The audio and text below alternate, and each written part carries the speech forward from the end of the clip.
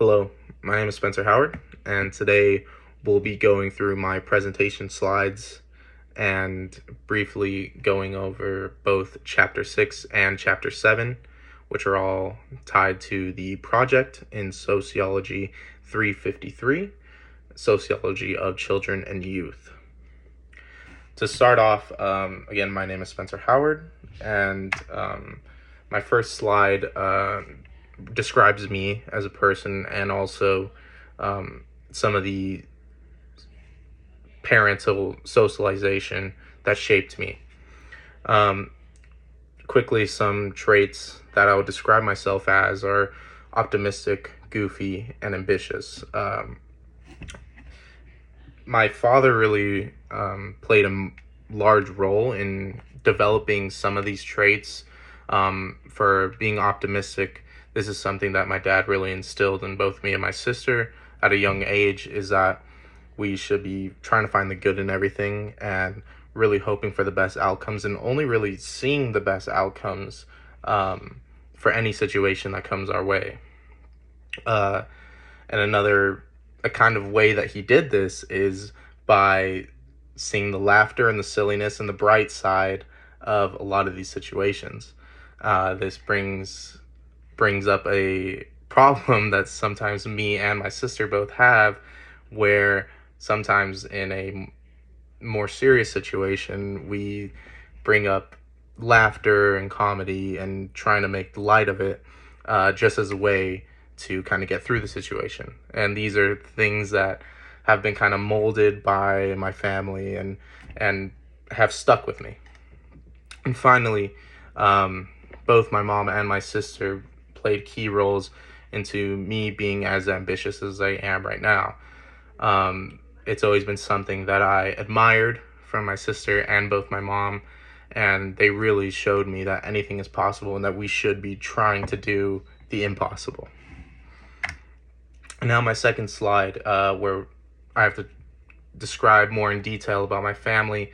I grew up with both my mom, my dad, my sister, and my grandparents. More specifically, my mom and my dad for a short time. My dad left, and then it's just me and my sister and my mom, and then me and my sister went with my grandparents without my mom and my dad, and then they both came back, and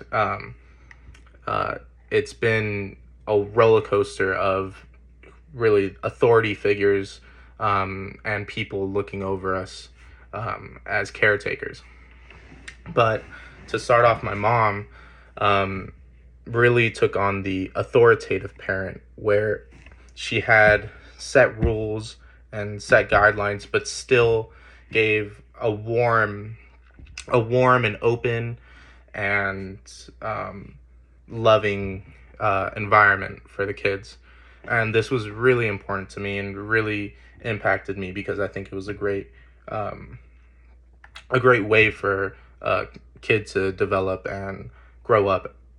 And my dad was more of a permissive parent, where he really didn't instill those authority figures or the rules and guidelines. He wasn't as strict, but that did bring a lot of positives as well.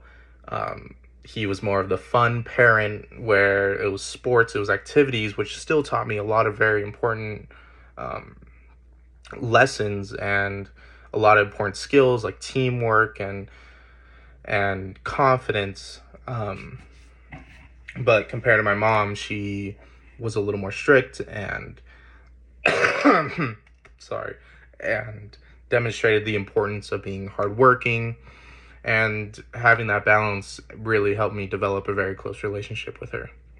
And now my sister, who is 4 years older than me, she was kind of my peer culture, I'd like to say. She was in that peer culture with me. I developed it with her. And while I did put that she is guidance through my life. She is someone I looked up to. She is someone who guided me through life, both in college, high school, and where to go. She was also just part of my peer culture in a literal sense. She was my partner in that peer culture, that both my dad and my mom and my grandparents, all of the traits that might mold that peer culture, it molded both me and her. So I think that was really important for me to have someone with me in that peer culture. It's not just my outside peers, it was my own sibling being molded and developing their own unique peer culture together. And finally, my grandparents are similar to my mom, more say, than my dad. Both of them had strict rules and guidelines to follow, but they played a little bit more of a traditional role in that. My grandpa was authoritarian, where it was manhood, it was doing manly things, it was working on the house, that type of thing, and it wasn't really a warm, and I didn't feel comfortable I could go out and reach out to him. It wasn't that kind of environment. But my grandma was more of authoritative, like my mom, where while there were still strict rules, it was still loving and caring and open. And I think that I got a really diverse experience of different parenting styles, and they all acted on me in unique ways. Now, quickly, one of the chapters and ideas that I wanted to touch on based off our readings was chapter 6, peer cultures and interpretive reproduction, which I chose this mainly because this is what the entire presentation is kind of revolving around, is my peer culture and the interpretive reproduction from my experiences. So quickly, we're just going to run through some of the descriptions that I gave for some key ideas from the chapter. Interpretive reproduction is the way children reshape and reinterpret adult peer culture, and creating their own meanings. This is something that all of us do, whether we understand it or not. Peer culture formation, this is the kind of unique mannerisms and things that happen between two people in a peer culture, say me and my sister, jokes, games, rules, that kind of thing. Material culture, this goes down to the physical material aspect of the peer culture, toys, games, and this goes also into another idea that I've touched on, which is status and inclusion. Sometimes these material cultures, these material possessions, can play into status inclusion, and this is something that I brought up in some of the discussion posts. Say, for example, a video game or a toy is going to cause someone to be excluded. Another idea and chapter that I thought was important that I wanted to touch on was chapter 10, children, social problems and the family. This is really where the author goes more into detail about social class and childhood inequalities and children being active participants. Just recently, in a discussion post, we talked about some of the differences between different social classes and the inequalities that come with that. And I think that's really important, and it is something that we are all surrounded by, whether we want to acknowledge it or not.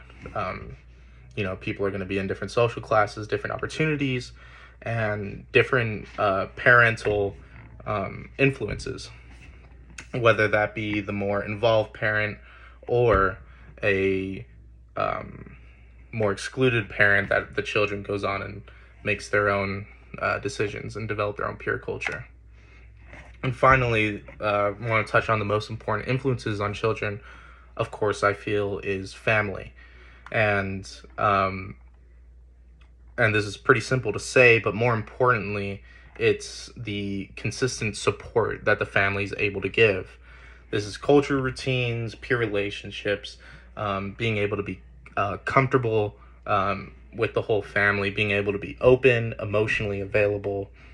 These are all things that play a huge role in the development of a child, and they need to be active and available for the child itself to be able to develop completely and ultimately in the most successful way, I feel, in my opinion, based on the readings and teachings that we've been over.